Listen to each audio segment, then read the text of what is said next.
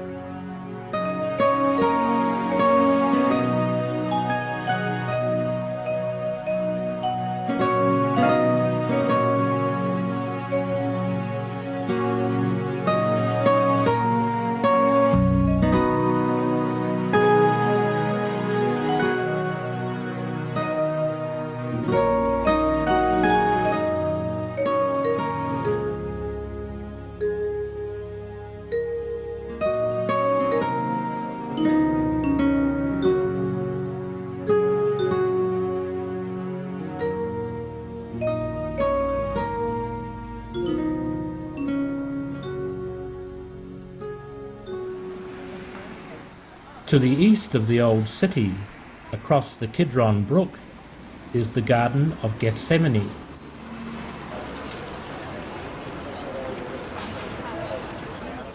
In the shadows of this olive grove, 2,000 years ago, began the most significant events in history.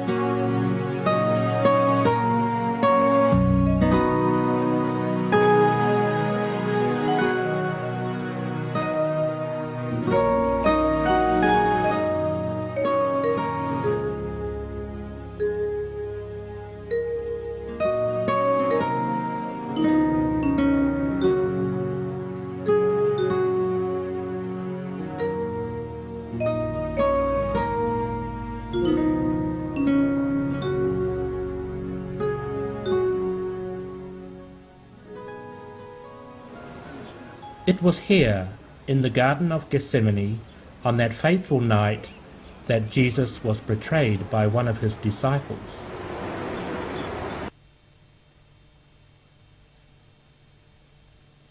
To the north of the old city is another garden connected with the last days of Jesus' ministry on earth. In the bustling Arab quarter of Jerusalem, there is an oasis of peace, the Garden Tomb. Discovered in 1867 by a British general, an association was formed in Britain to purchase and maintain the property. On the property is an ancient Jewish tomb dated by archaeologists to be from the time of Christ. It is hewn out of solid rock, and the tool marks of the workers are still visible. In all points, it precisely fits the tomb described in the New Testament that Jesus was placed in, down to the smallest details like the low doorway and the interior layout. It matches the Bible perfectly.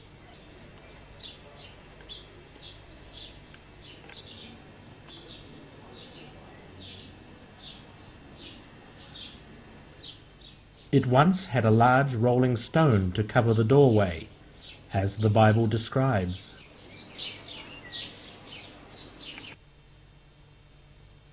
The tomb itself is located very close to Skull Hill, which was known in biblical times as Calvary or Golgotha. Even after centuries of weathering, the skull face is still easily discernible. It was a very appropriate landmark for the crucifixion site, that was here in Roman times.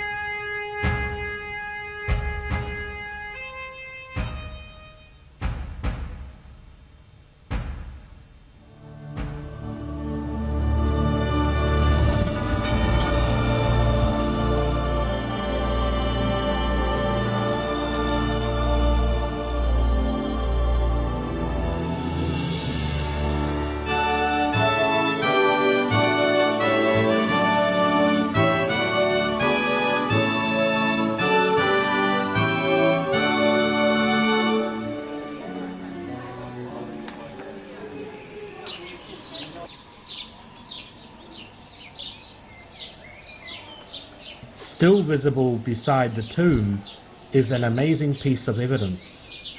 When the angel rolled the stone away from the door, the iron rod hammered in by the Roman soldiers was sheared off, and the remaining portion of it is still there today.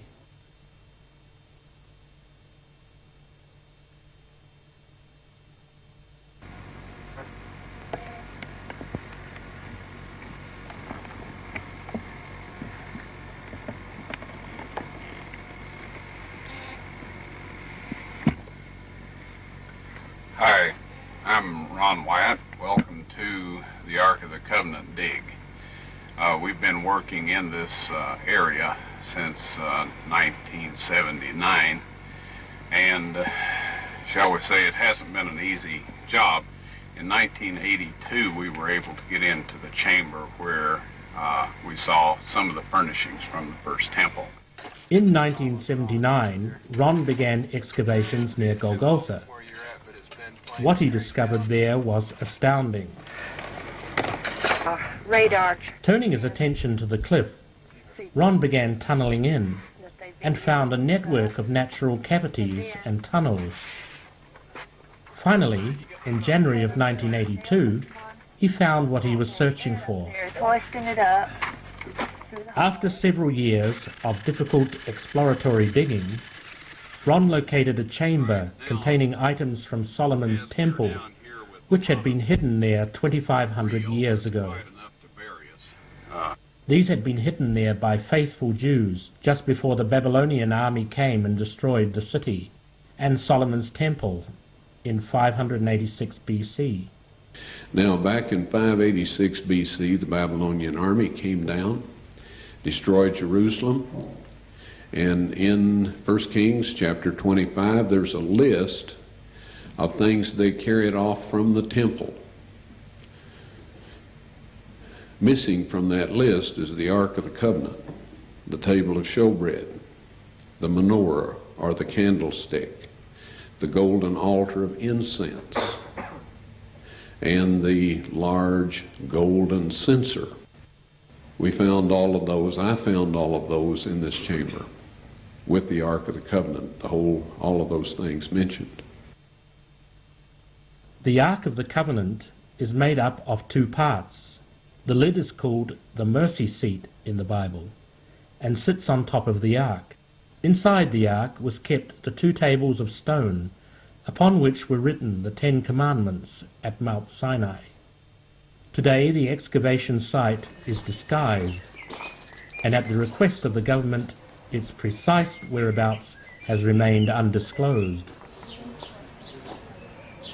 Could you clarify for me, please, whether the chamber in which you found the ark lies within the city walls or outside? I understood you to say the northern wall at one stage. Could you clarify that? Yes. Thank you. We'll do that. It's approximately 300 plus feet north of the north wall. Have you been there? You have. All right. You know where the garden tomb is located? You know that cliff face that goes all the way across from that area over by the Rockefeller Museum? That big stone escarpment is behind the Arab bus station. It's under that. Whereabouts is this actual site? Can you be more specific as to where the excavations are? All right. He's wondering if I can be more specific as to the exact location of the excavation. No, I can't. The Israeli government says you don't tell the exact site. However, we have sealed off the original entrance. We now go into the chamber from a location in Zedekiah's cave. Underneath Jerusalem is an ancient quarry called Zedekiah's Cave. It's about 100 meters from Golgotha and directly beneath the old city, and was only rediscovered in the 1800s. Its tunnels and passages are spread over a large area.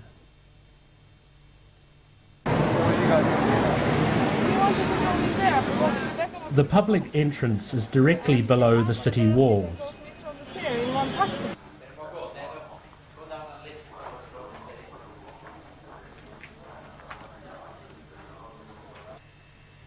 It was from within this cave that King Solomon quarried the stone blocks for the construction of the first temple, for the cave is full of beautiful white limestone. Tunnels led from the Temple Mount into this quarry, and it was through here that the Ark of the Covenant was taken out of Jerusalem. Now, from here it's approximately 100 meters to where I found the Ark of the Covenant, north of here. So the Ark of the Covenant, in order to come from the temple to where I found it, passed this way. In order to hide the temple items from the Babylonian army in 586 BC, a tunnel was dug out from this quarry to where Ron found the items. That tunnel, over 100 meters long, is hidden behind this stone wall and leads to the chamber where these items are found.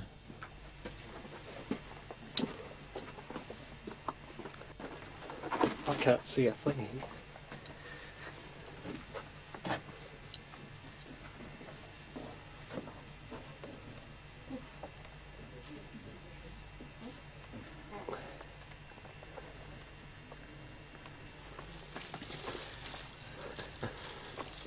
I can see you.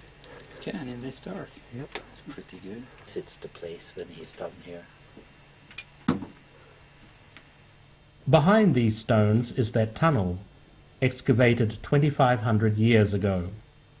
Access to the tunnel is not possible at this stage. The Palestinian Excavation Fund, which was a British organization, found a cherub carved in the wall right behind this sign. This carving may possibly be the one referred to in Jewish historical writings, which mentions that the men who helped hide the ark marked the way. But even more significant is a small object which Ron brought out of the chamber and has now been put on display in the Israel Museum in Jerusalem.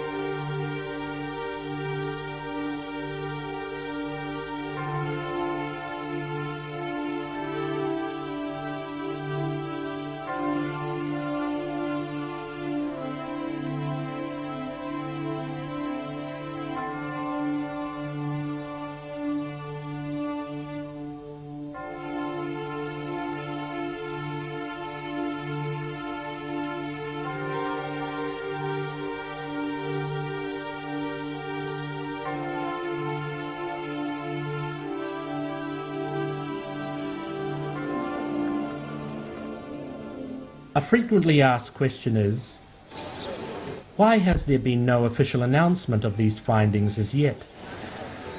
The reason is very simple. Political stability is a priority for the Israeli government, whereas certain factions within the Jewish community would interpret such an announcement as the sign to rebuild the Jewish temple and would lead to a serious destabilizing of the region.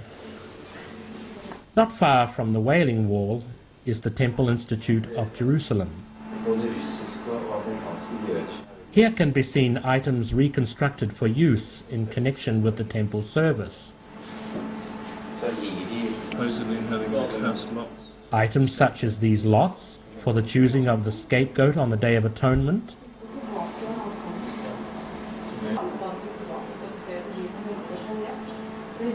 robes for the priests to wear, and here is a model of the temple.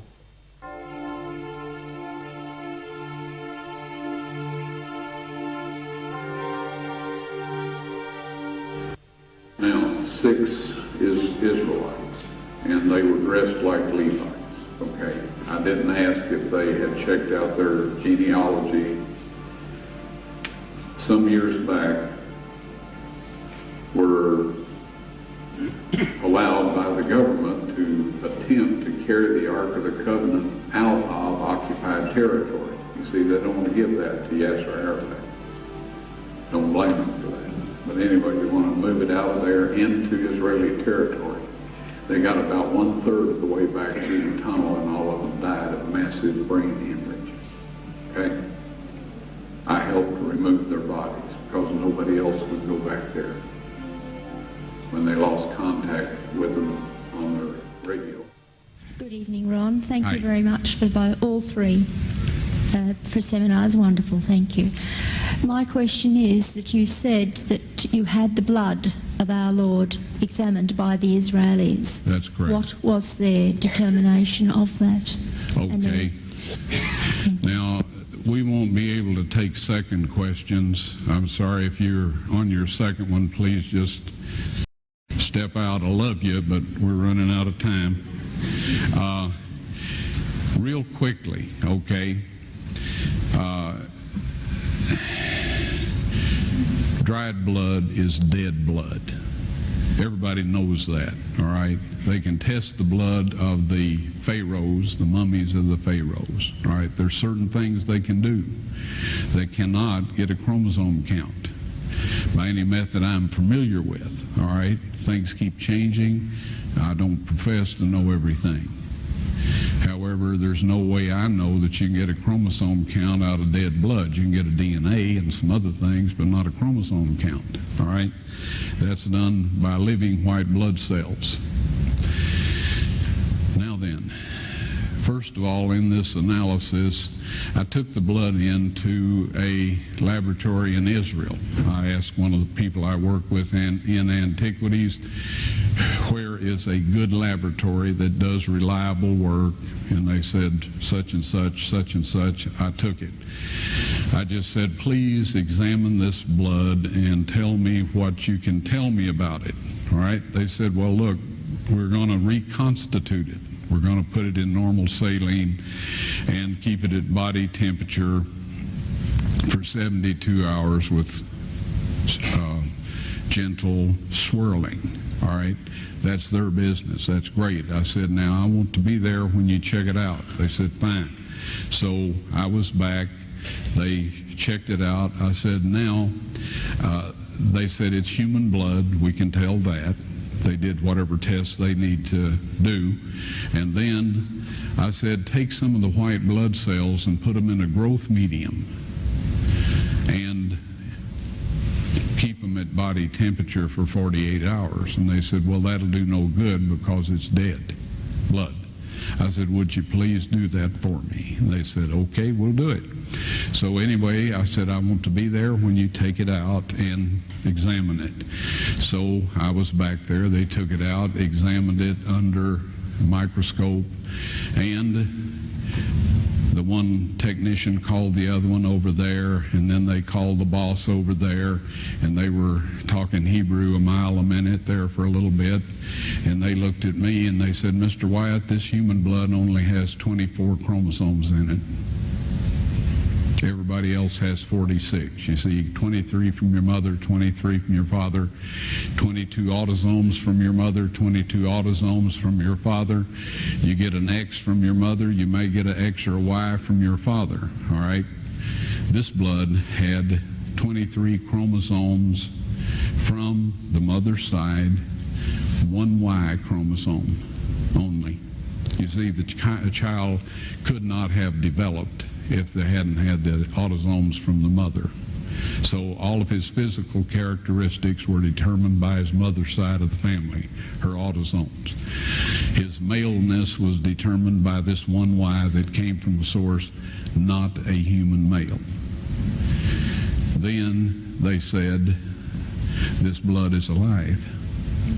And then they said, whose blood is this?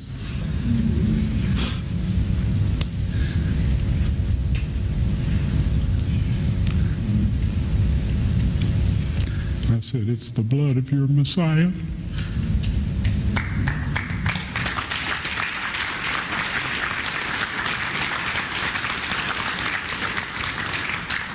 And I assure you, those men's lives have changed.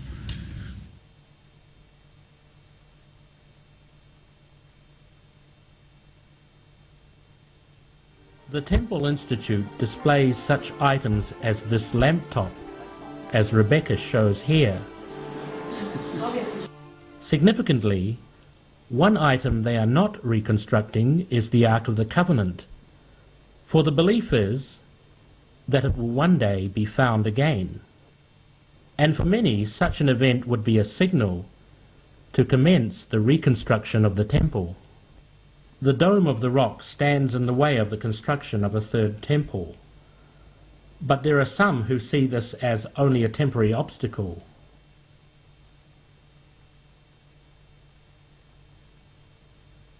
We are looking at the area of the western wall. Underground here is a large display model showing the history of the Temple Mount. For the Orthodox Jew, the temple is the focus of their aspirations, the dream upon which rests the hope of restoring Israel to international greatness once again, as in the days of King Solomon.